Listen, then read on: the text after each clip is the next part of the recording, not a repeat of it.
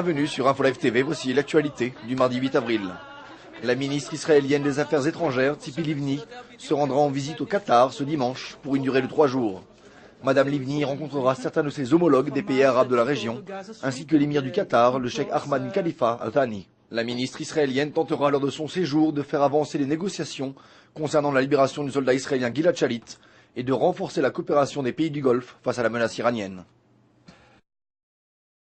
Le président iranien Mahmoud Ahmadinejad a célébré ce mardi la journée nationale du nucléaire en Iran en annonçant l'installation prochaine de 6000 nouvelles centrifugeuses de nouvelle génération dans son complexe nucléaire souterrain de Natanz. Ces centrifugeuses pourraient permettre à l'Iran d'enrichir davantage d'uranium. Téhéran avait déjà installé l'an dernier 3000 centrifugeuses à Natanz, suffisamment déjà pour enrichir l'uranium à une échelle industrielle. Les sirènes ont retenti ce matin en Israël, dans tout le pays, à 10 heures. Une alerte destinée à tester le niveau de préparation des services de sécurité et de secours en Israël, dans le cadre du vaste exercice de simulation qui se tient cette semaine. Dans le courant de l'après-midi, les exercices d'urgence ont par ailleurs été conduits à Nazareth et dans le nord du pays, visant à entraîner les services de secours et d'urgence à faire face à un scénario de tir de missile.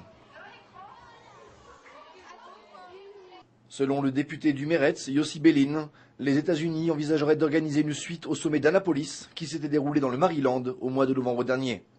Une conférence sera mise en place à Sharm el-Sheikh, en Égypte, au mois de mai, et qui accueillera les chefs d'État américains, égyptiens et jordaniens, ainsi que les dirigeants palestiniens et israéliens.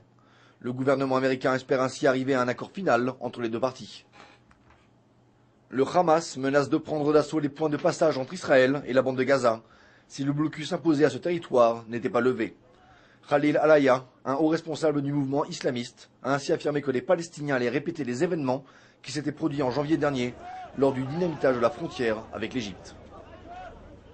Enfin, l'ancien président de l'État d'Israël, Moshe Katsav, qui semble bien déterminé à prouver son innocence, est revenu aujourd'hui sur l'accord passé avec le procureur de l'État dans le cadre de son procès. Selon cet accord, M. Katsav acceptait de plaider coupable pour les charges de harcèlement sexuel en échange d'une annulation des plaintes pour viol. Merci de nous avoir suivis sur Info Live TV. Très bonne soirée à tous.